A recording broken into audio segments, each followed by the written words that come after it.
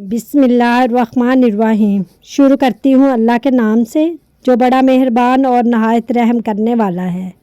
ابو زبیر نے حضرت جابر رضی اللہ تعالیٰ عنہ سے حدیث بیان کی، کہا دو لڑکے آپس میں لڑ پڑے۔ ایک لڑکا مہاجرین میں سے تھا اور دوسرا لڑکا انصار میں سے۔ مہاجر نے پکار کر آواز دی، اے مہاجرین، اور انصار نے پکار کر آواز دی، اے انصار۔ تو اچانک رسول اللہ صلی اللہ علیہ وآلہ وسلم باہر تشریف لے آئے اور فرمایا، یہ کیا زمانہ جاہلیت کی سی چیخو پکار ہے؟ انہوں نے عرض کی، نہیں اللہ کے رسول، بس یہ دو لڑکے آپس میں لڑ پڑے ہیں اور ایک نے دوسرے کی سرین پر ضرب لگائی ہے۔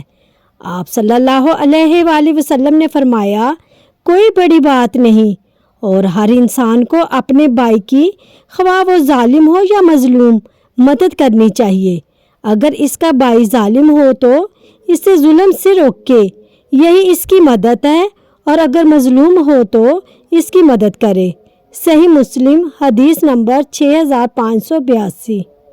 رسول اللہ صلی اللہ علیہ وآلہ وسلم نے فرمایا، تمہارے پاس جب کوئی ایسا شخص نکاح کا پیغام لے کر آئے جس کی دینداری اور اخلاق سے تم مطمئن ہو تو اس سے نکاح کر دو۔